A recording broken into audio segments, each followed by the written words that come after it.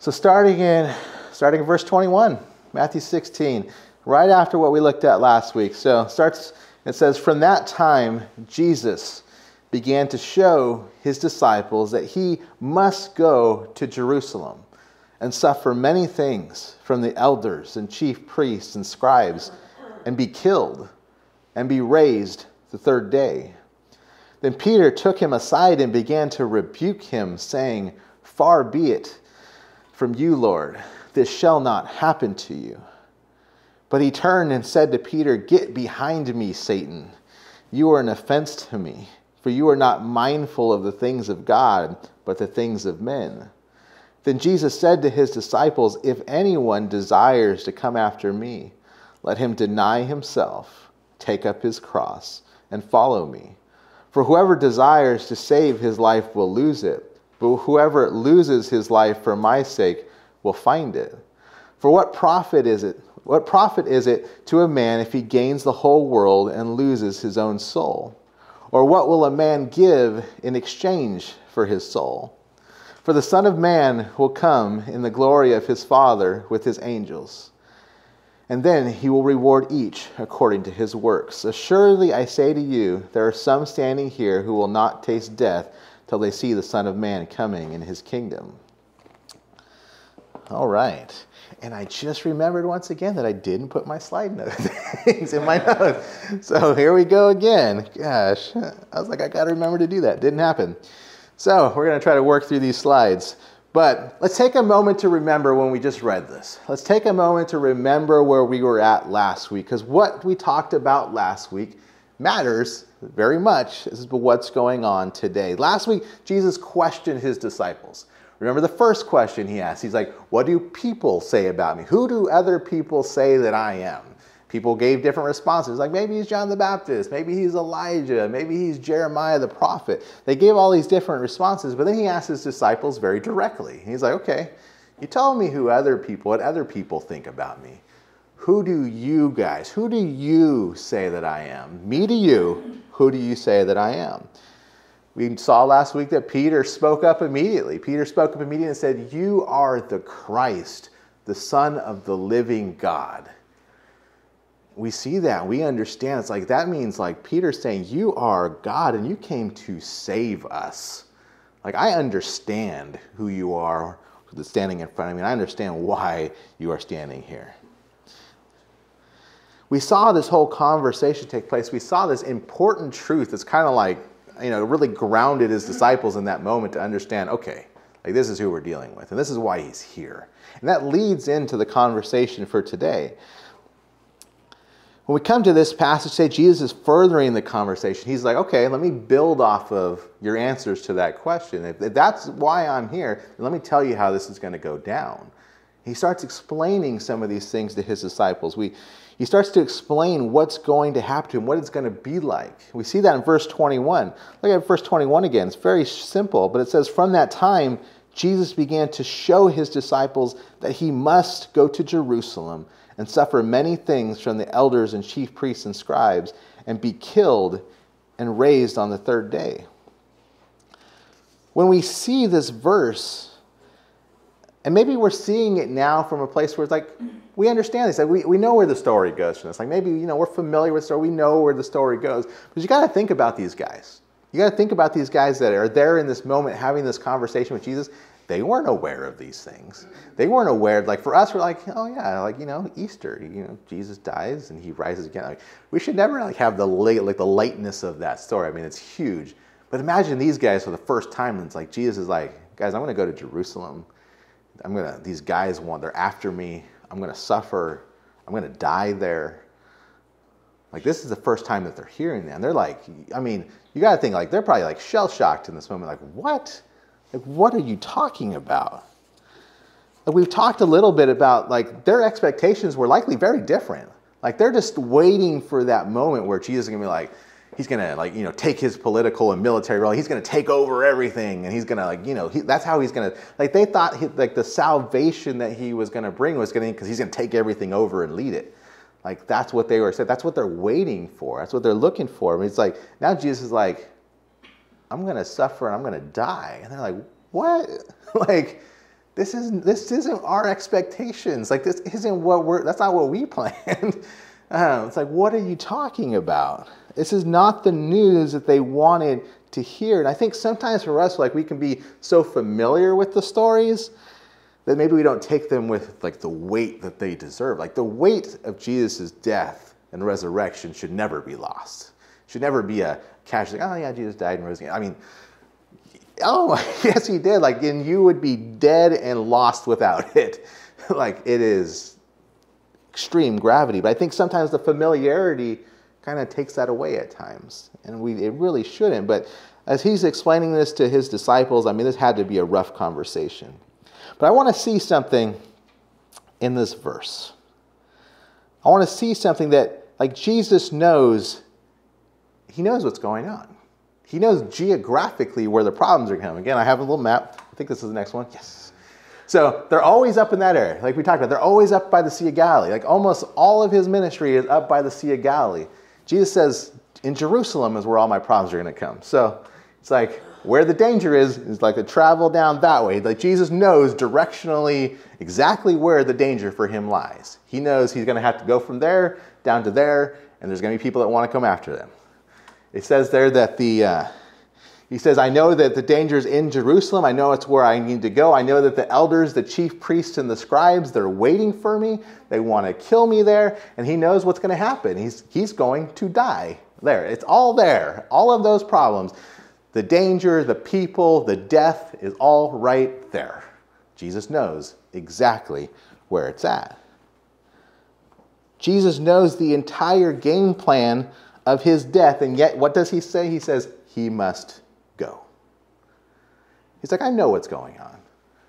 I know where I'm going.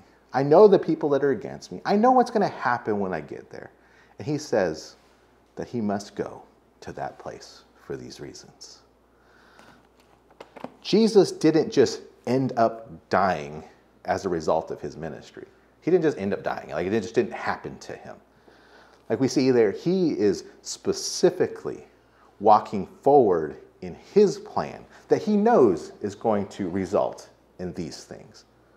That's his choice. That's his plan.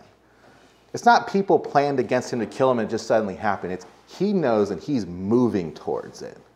It's his choice. With that information that he had, he would have had every opportunity in the world to say, well, I'm not going to Jerusalem. I could go anywhere else. He's like, I'm going to go there because what needs to happen requires me to go there. And it brings a question for me. It's like, can you imagine knowing how you're going to die and deciding to head in that direction? It's not like this was easy for Jesus. Like, he still walked through these things in his humanity. Like, he had to take actual physical steps from the Sea of Galilee to Jerusalem, all the while knowing each one of those steps that I'm getting closer to my death. He took those steps. He walked that walk.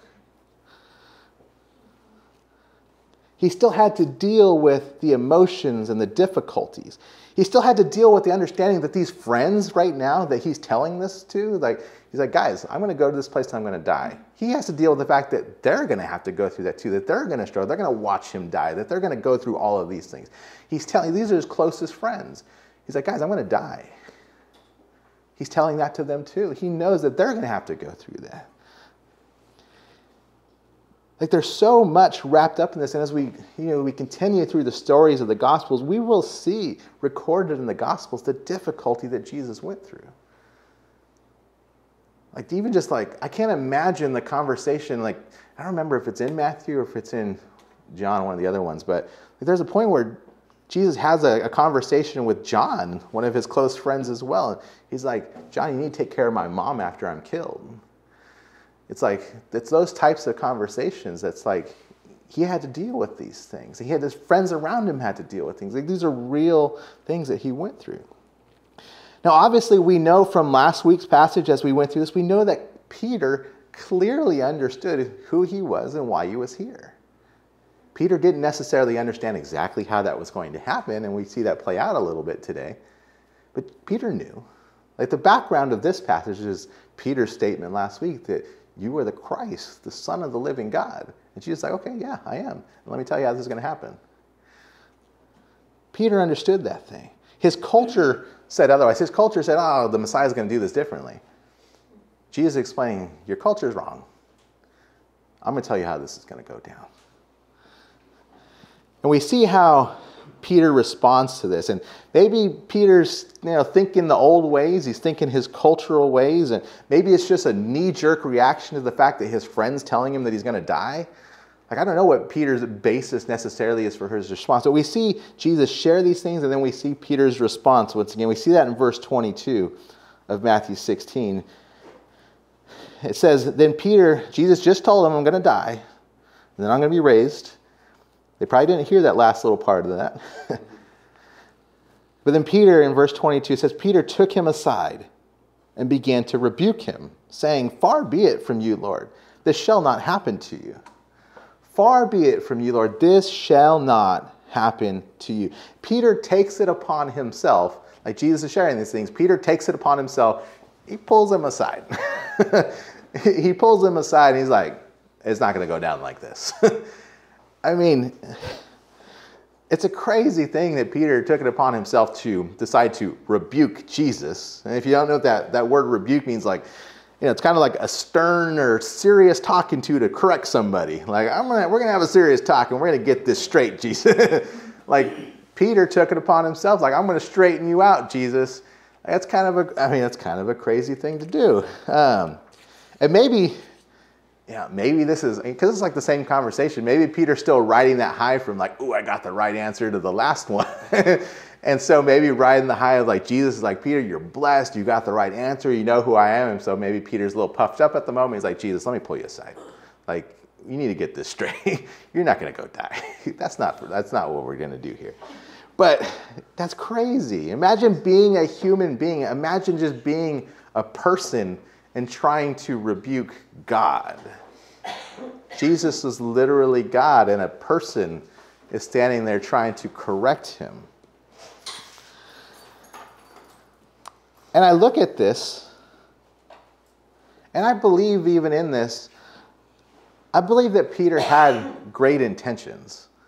Like, I don't think Peter had bad intentions in what he was saying. I don't think he was, doing this out of any bad place. So I think Peter had great intentions, and he probably just didn't want his friend to die.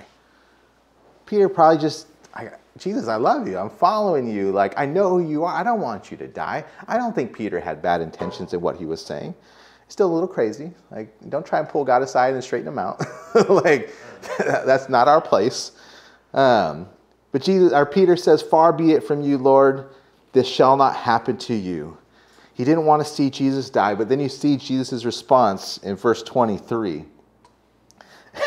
Jesus' response to Peter is, get behind me, Satan. I mean, it's like, verse 23 says he turned and he said to Peter, get behind me, Satan. You are an offense to me, for you are not mindful of the things of God, but of the things of men. This obviously is like, this is a really harsh response. I mean, this is up there. Jesus is sitting there coming back as you said, get behind me, Satan. It's like, man, that's a difficult one.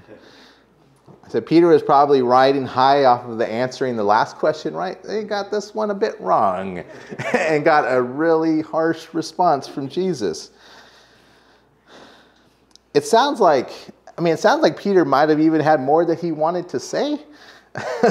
Verse 22 said that Peter began to rebuke Jesus. He said that first statement, and that sounds like Jesus cut him off.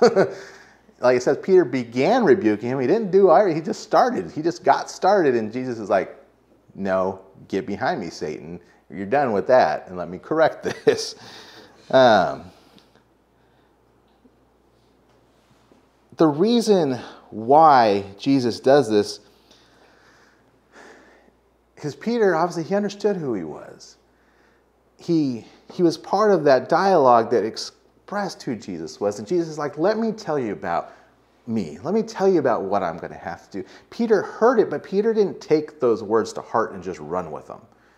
Like God spoke, Jesus spoke, your best friend here spoke. He's telling you what's going to have to happen. He knows it. You know who he is and you know that he knows. Just because you feel something differently doesn't mean that he doesn't know what he knows and that he's not right. You may feel differently. That doesn't change the right that God already shared. But Peter didn't just run with Jesus' words. Peter tried to interject a new path. Like, you don't try to change God's path. It won't be changed. I mean, he's God. He does what he chooses and it happens. But Peter didn't just take to heart Jesus' words and support the cause, even if it was hard. Peter tried to bring a new path and a new solution. He tried to straighten Jesus out.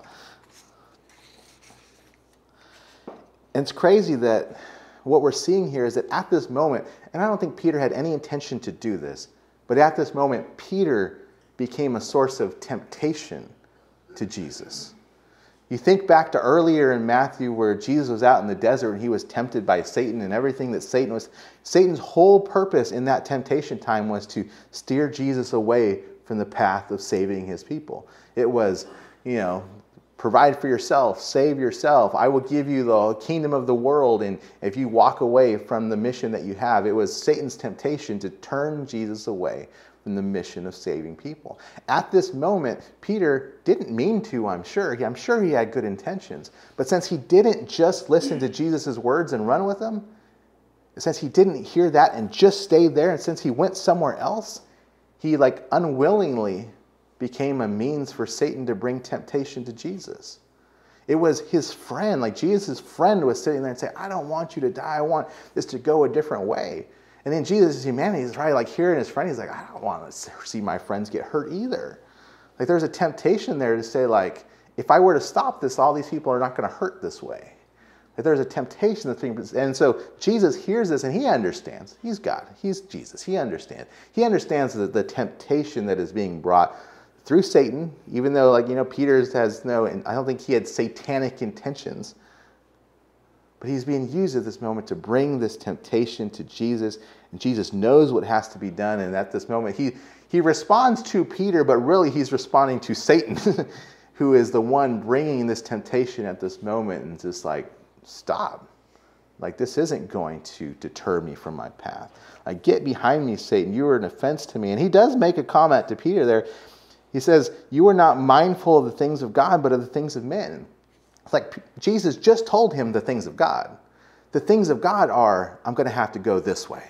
It's going to have to go down this way. The things of men are, man, we really don't want to have to experience that. I don't want my friends to go through that thing. I don't want you to have to die. That's the thing. That's the thoughts of man. The thoughts of God are, this has to go down because it's really important. Jesus at this moment says, Peter, you're just staying in your feelings. You're just staying in your thoughts. You're not hearing my words. You're not running with my plan.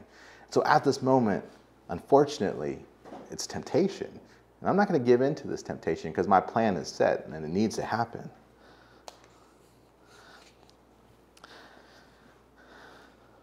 We need to be lined up with God's heart and purposes and not just well-intentioned. Well-intentioned can still mean wrong. I think Peter was well-intentioned here, but he was still wrong. Peter lost that foundation and just that grasp on God's heart and purposes for this moment. He got off of it for a second. And he got a really strong rebuke because of it. And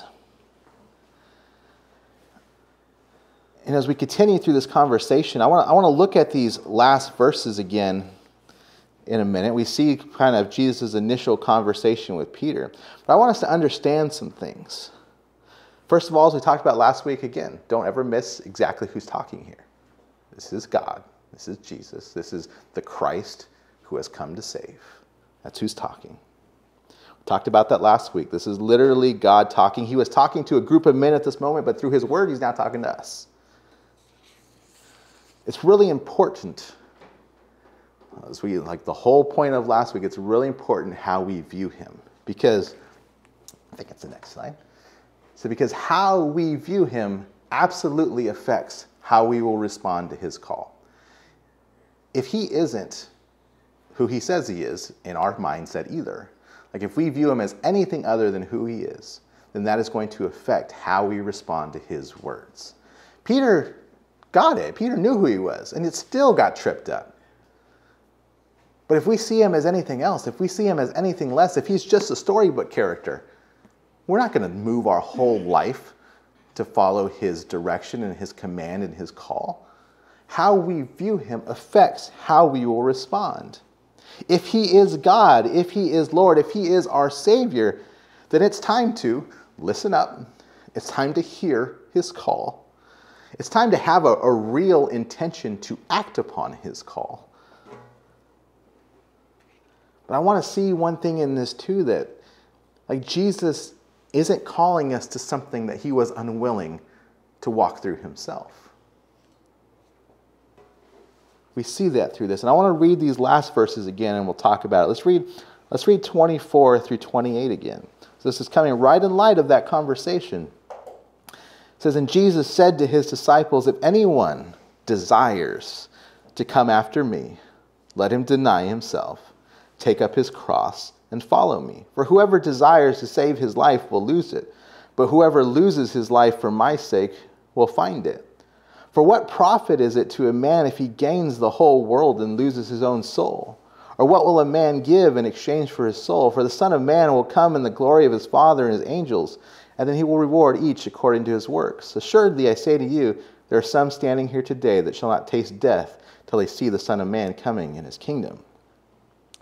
So just like the question of last week of who he is, that question last week shouldn't be taken lightly.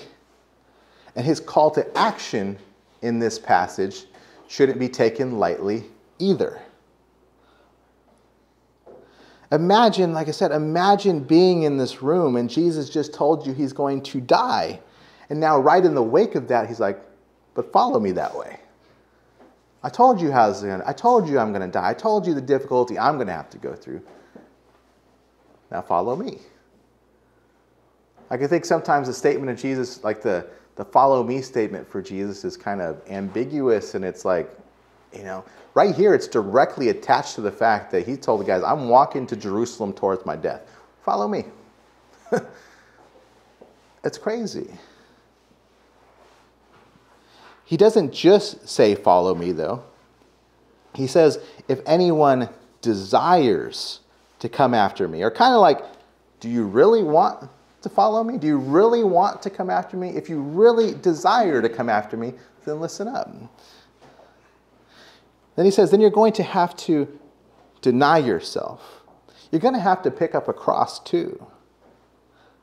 It's like, if you really want to come after me, these other things need to be in play as well.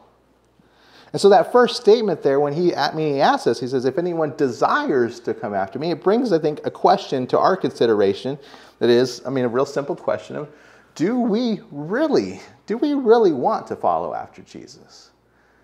Like the statement and the conversation that they're having right now with his disciples is right in light of, I'm walking to death. Do you want to follow after me? Come on. But there's still a reality here for us where he calls us to follow him as well. And that does come with things attached to it as well for our lives. Do we really want to follow after Jesus? And I wouldn't be too quick to just answer that question until you've really considered what it means. There's a passage I want to look at together over in the Gospel of Luke. It's in Luke 14. Luke 14. You can head there or you can just listen up, but Luke 14. I'm going to be looking at 25 through 33. Like I said, I wouldn't answer the question until you really considered the weight of, do you want to follow Jesus? And I think this passage helps us understand that. So starting in verse 25 of Luke 14,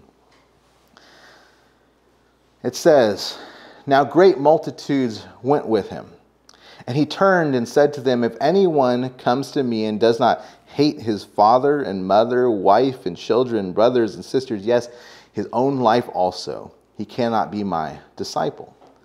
And whoever does not bear his cross and come after me cannot be my disciple.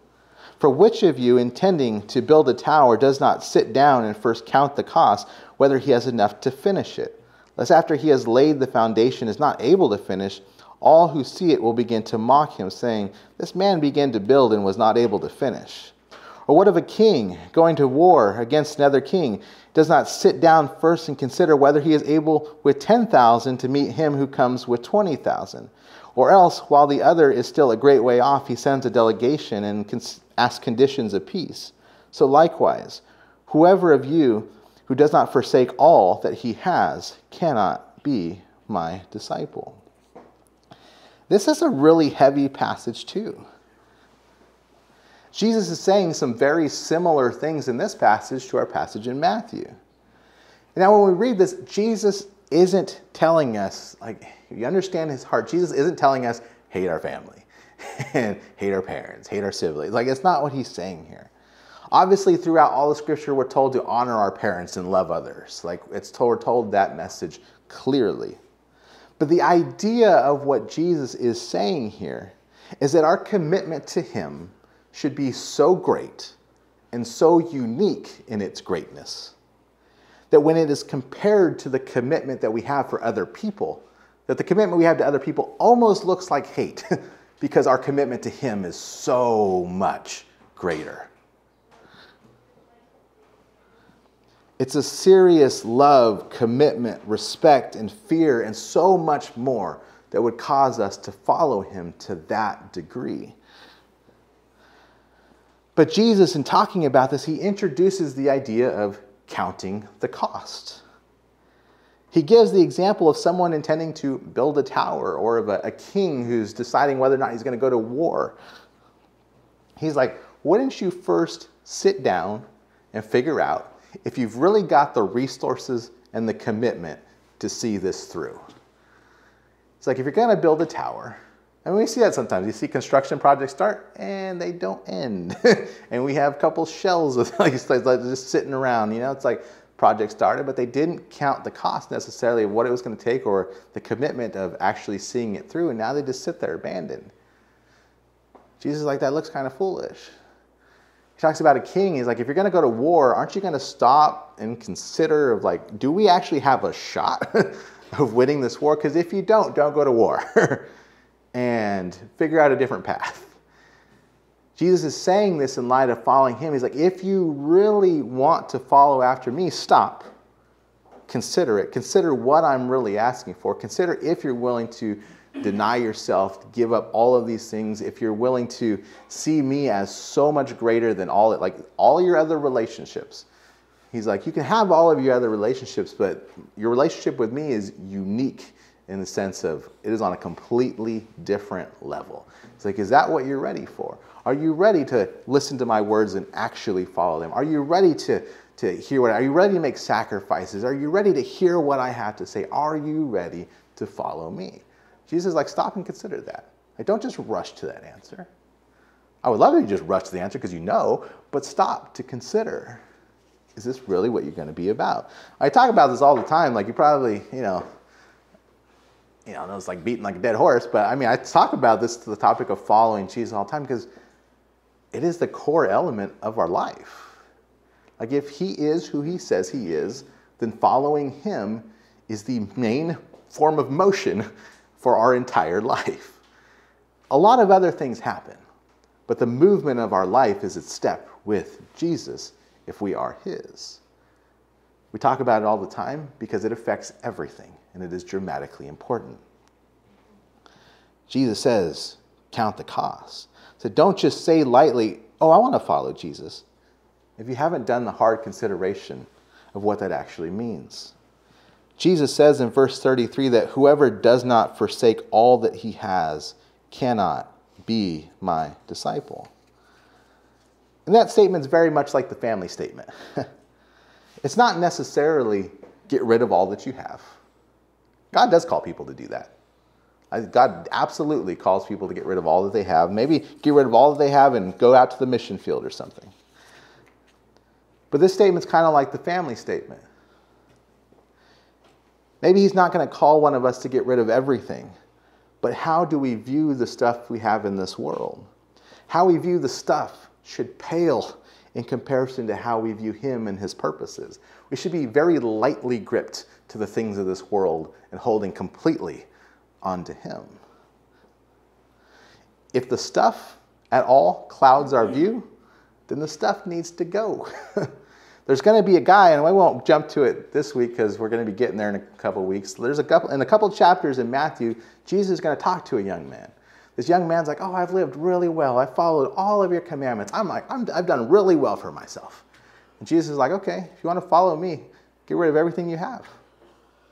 And then it says that the young man was very wealthy, and he turned away sad and left Jesus standing there. He didn't follow him because his eyes was so, and his heart was so attached to the stuff that he wasn't going to follow Jesus.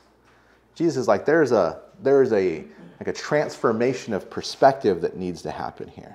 Like following Jesus means like laying down our situation, our relationships, our stuff, even our hopes and dreams and plans, and saying that Jesus, I want you, and I want to follow you. Now, what would you have me do with the stuff? Maybe you won't have me get rid of all of it. But what do you want me to do with it?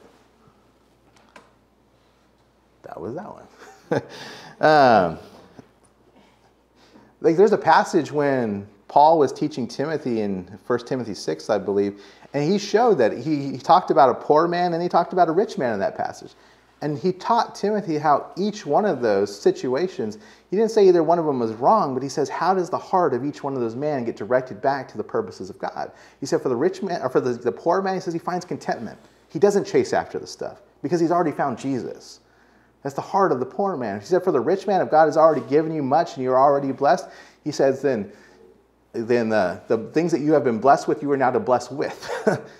It says like someone that comes to Jesus who has much, Paul's encouragement to his teaching to Timothy and to be taught to others was him who has much, if he has the heart of Christ, if he's following after Jesus, should have the heart to share and to give and to help and to bless. Like you're in different positions, but it's like how do those different positions come in line with the heart of following Jesus? So he might not get rid of everything. He absolutely might get rid of some stuff. He might change your plans. He might change some of your relationships. He might change literally everything. But the question for today is Jesus worth that to you? Will we count the cost and come to the conclusion that, yes, I want to follow him? Now, will we ask the hard questions? Will we make the hard considerations? Are we willing to make the changes that God directs? Will we follow him even if his path is harder than the path that we made for ourselves? Even if his path is harder than the path that I'm planning for, will I follow him anyways?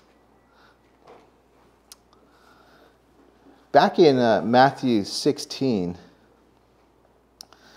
we see these verses that after let him deny himself, take up his cross and follow me. In verses 25 and 26, it says, for whoever desires to save his life will lose it. But whoever loses his life for my sake will find it. For what profit is it to a man if he gains the whole world and loses his own soul? Or what will a man give in exchange for his soul? It's such an interesting contrast that the attempt to save life ends up with losing it. But losing this life ends up with finding it. And what does that mean? The core of Jesus' call is to follow after him, but that call requires a death of ourselves. It requires the death of ourselves to bring him and only him to the center of everything. It requires the death of ourselves, of our desires, and everything else so that we can fully walk with him. There's a lot of passages of Scripture. I think you guys might have even gone over some of these in the women's group on Tuesday. But 2 Corinthians 5:17 says, therefore, if anyone is in Christ, he is a new creation. Old things have passed away. Behold, all things have become new. The old things, the old life, my old ways, the old me has passed away. Christ, Jesus, is making things new. Galatians 2:20, it says, I have been crucified with Christ. It is no longer I who live, but Christ lives in me. And the life which I now live, still in this flesh, I live by faith in the Son of God, who loved me and gave himself for me. There's a passage in Romans. This is a longer one. But look at this. Romans 6. It says, "What shall we say then? Shall we continue in sin that grace may abound?" He's talking to a church. He's like, shall we continue in sin that grace may abound? Certainly not. How shall we who have died to sin live any longer in it? Or do you not know that as many of us as were baptized into Christ Jesus were baptized into his death? Therefore we were buried with him through baptism into death, that just as Christ was raised from the dead by the glory of the Father, even so we also should walk in newness of life. Looking at the death and resurrection of Jesus. And it says, for us that believe in him, that follow him, that see him as Lord and Savior, it says we die with him. Our self dies with him to now be replaced with the newness of life that he brings. The passage we're reading in Matthew says, if you're trying to seek after keeping all that you got, the life that you have, the sinful life that we have, if your heart is to keep all of that, then you're going to lose out on all of this. That's the point. If you try to keep the fleshly life that you have lived, then you will lose out on the new life that Jesus brings. Jesus said back in Matthew 16 that if we don't want to give up ourselves for him, then we may end up gaining the whole world, but losing our soul in the process. What a terrible thing to lose the eternal salvation of our soul and the opportunity to be with God forever just because we didn't want to give up some stuff here. The things of this world, as tempting as they might be, are just here today and very likely gone tomorrow, or at least at some point. The old saying is, you're not going to see the U-Haul being dragged behind the hearse. It doesn't serve a purpose. It's no good to you anymore. None of the stuff of this world will ultimately bring any satisfaction to a soul that desperately needs Jesus. But the change of perspective comes when we see and understand and experience the new life that is only found in him. And see these last two verses, the last two verses of Matthew 16. He says, "For the Son of Man will come in the glory of his Father and his angels, and then he will reward each according to his works. Assuredly, I say to you, there are some standing here who shall not taste death till they see the Son of Man coming in his kingdom." See, as we've gone through this morning, I don't want us to miss the counting the cost part. I don't want us to miss that following Jesus will very likely be harder than not following him. I want to understand that. But I also don't want us to misunderstand and think that following Jesus means all doom, gloom, death, and crosses. That's not what's in view here. When I look at these truths and I see it's hard, even in life, something hard doesn't necessarily mean that it's bad. Something that is difficult doesn't necessarily mean that it's not extremely satisfying. The death to self that is talked about in this passage means a real, abundant life with him. There is a cost on one side of this, but there are benefits that far outweigh the cost. Jesus says in these last verses that he fully intends to reward his people for following him, which is crazy to think about. Jesus is like, I got you. You live well, you follow me, you'll be rewarded for that. Jesus told his disciples that you guys are in this process that you're going to see me and you're going to see my kingdom. Jesus is like, it's not just tear everything down and focus on the difficulty. There is beauty and an absolutely amazing life to be had in following Jesus, even if it is hard and difficult at times. Like I said a minute ago, it's not just doom and gloom, death and crosses. With Christ, there is power and glory, and there is Jesus, and there is the very kingdom of God. And as we wrap up today, I want us to focus on two things as we close. Two things I want us to take and walk away with. For one, we need to hear Jesus' words and not get sidetracked to other things. Peter had that happen at the beginning. Peter's like, I hear what you're saying. I hear you're saying you're going to have to die. I understand that. I don't want that for you. Like, I want to do something different. I want this to go a different way. Like, we could have that in our life where it's like, God, I hear you. I want to follow you, and I want to take this seriously. I think you're pointing some of these things to me. I see it in your word, but I still want to take it a different way. It's just like, we can't get sidetracked by our own feelings, opinions, thoughts, the thoughts of others, people's input. We can listen to all of those things. But the bottom line needs to be, Jesus, I hear what you're having to say from your word. I'm walking in that way. I'm walking that path. It's the first thing I want us to take away. Secondly, we need to stop and count the cost of following Jesus and ask ourselves if we really want that. Because if you don't, you're not going to do it. And that's just the real thing. If you don't want to follow Jesus and if you want everything else more than him, Jesus says, sure, you might go gain the whole world. And you might lose your soul in the process. Do you really want to follow? Because Jesus said in this passage, if you desire to follow after me, then do this. We got to get to the desire point first. If you have the desire, then we can go to his word and figure out what the steps are. If you don't have the desire, the world's out there. There's a lot of it to get. There's a huge cost of going after it. Really consider that. When we see these things, in this passage we saw today, Jesus set the example at every single turn. He didn't call us to a path that he wasn't willing to walk himself. He first said, I'm walking it. Now if you want, follow me. It wasn't just a, do as I say, not as I do. It's like, I'm doing. Now do you want to do it too? That's the real deal.